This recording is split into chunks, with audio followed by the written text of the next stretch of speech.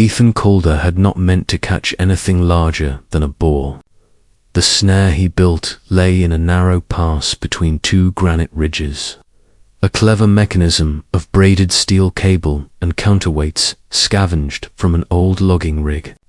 Wolves had been stalking the valley farms for weeks. Something bigger had been breaking fences. Ethan wanted answers. He got them at dawn. The ground shook first. Then came the snap of pine trunks. Ethan rushed up the ridge with his rifle in hand and froze when he saw what hung in the ravine below. A woman, a giant woman. She was easily 40 feet tall, tangled in the reinforced cables, one ankle cinched tight by the trap's jaws. Her skin shimmered faintly, like sunlight through amber. Long copper hair spilled across the rocks. Her breath came in ragged bursts, each exhale a gust of wind that flattened shrubs, and she was burning. Steam rose from her skin. The air around her rippled as if the world itself could not handle the heat pouring from her body. Her eyes snapped open, gold, bright. "Furious you," she said, her voice rolling like distant thunder. Ethan swallowed. "I was aiming for something smaller." She strained against the cables. The steel groaned but held. Ethan had overbuilt it on purpose. "Release me," she demanded. He studied her carefully. She was not bleeding. The trap had done its job without cutting flesh, but her skin glowed brighter with each passing second. The rocks beneath her hands blackened. "You're overheating," he said quietly. Her glare faltered, just slightly. "It is none of your concern, little mortal." "Actually," he replied, forcing steadiness into his voice, "it is. If you go up like a bonfire in my valley, we all burn." She closed her eyes, jaw tight. Sweat hissed into vapor on her skin. Ethan slid down the ridge. Every instinct screamed at him to run, but curiosity and stubborn pride anchored his boots. Humans had survived worse than giants. Up close, the heat was staggering. His shirt clung to him within seconds. He kept a careful distance from her free foot. "What's wrong with you?" he asked. Her voice dropped lower. "Not angry now. Pained. The summer fever." "That's not a real diagnosis. For my kind, it is." She opened her eyes again. The fury was gone. In its place was something closer to desperation. When the high sun reaches its peak in certain cycles, our blood ignites. We must reach the cold rivers of the north to endure it. I misjudged the days. I collapsed before I reached them and landed in my trap. Yes, Ethan let out a slow breath. A giantess in some kind of biological inferno. Just his luck. "If I release you," he said carefully, "are you going to crush my home?" She stared at him for a long moment. Then she shook her head. "I do not break what I do not hate." Comforting, the cables creaked again as she trembled. The heat shimmer intensified. "How long do you have?" he asked. "Hours, perhaps less." Ethan glanced toward the valley. If she truly ignited, forest fires would rip through everything. Crops, homes, livestock. He made his choice. "Stay still," he said. "I am trapped. Good point." He scrambled to the winch anchor and began cranking the manual release. The counterweight system resisted at first.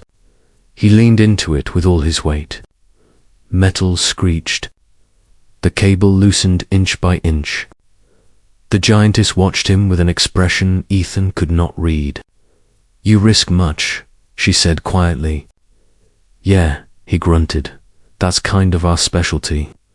With a final violent snap, the trap released her ankle. She did not rise immediately. Instead, she pulled her leg free and lay back against the ravine wall, breathing hard. "You should go," she said. "When the fever crests, I may lose control." Ethan shook his head. "Cold rivers, right? How far?" "North. 2 days for you. Less for me if I could stand." He looked at the sky. The sun was climbing fast. "There's a glacial lake 1/2 mile from here," he said. "Deep, fed by snowmelt year-round." Her eyes widened slightly. "I smelled water. I did not know it was so near." "You weren't exactly thinking clearly." She attempted to push herself upright. Her arms buckled.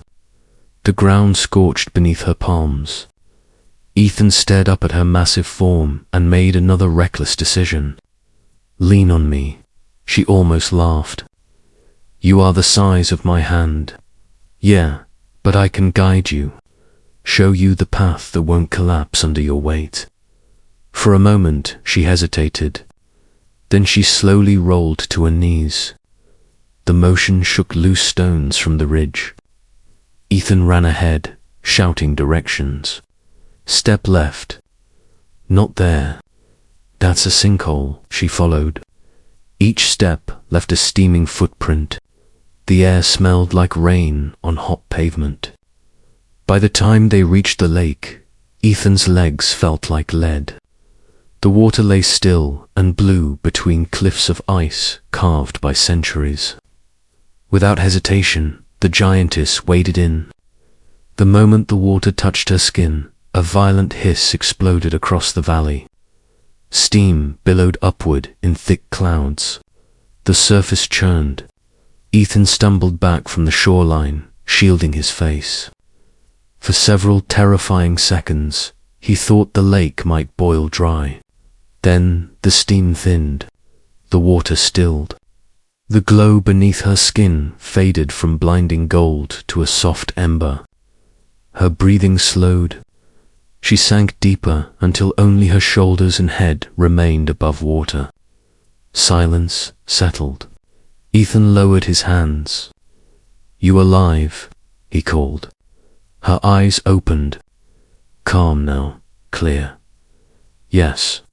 He exhaled a laugh he did not realize he was holding. The giantess studied him across the lake. "You freed me," she said. "You guided me. You did not flee." "Trust me," he replied. "I considered it." A faint smile touched her lips. "My name is Kalira of the Ember Vale." Ethan called her. Of the slightly less dramatic valley. She actually laughed at that. The sound rolled gently this time. "I owe you my life," Ethan called her. "You don't owe me anything. Just don't stomp the farm." "I will not." She grew thoughtful. "My kind does not forget debts. When the frost season comes and your valley freezes, call my name at the ridge. I will hear." He raised an eyebrow. "You just hanging around the neighborhood now." For a time, the sun climbed higher, but the danger had passed. The lake cooled her fever fully. The steam faded into wisps. Ethan sat on a rock and watched the ripples spread outward from her enormous frame. He had set out to trap a predator. Instead, he had found something ancient, powerful, vulnerable, and he had helped her.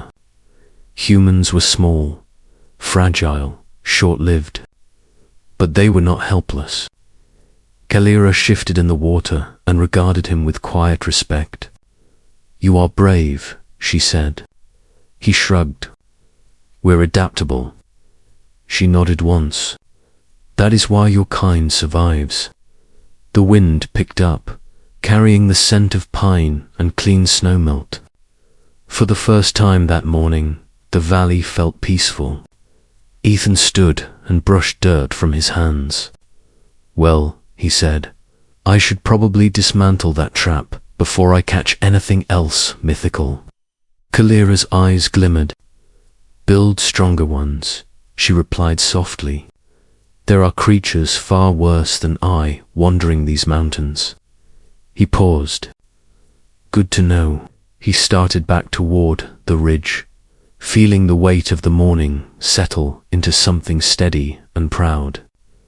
Behind him, in the cold blue lake, a giantess rested in calm waters instead of burning the world down. And the valley remained safe. Sometimes humanity's greatest strength was not its weapons. It was the decision to help. Asterisk.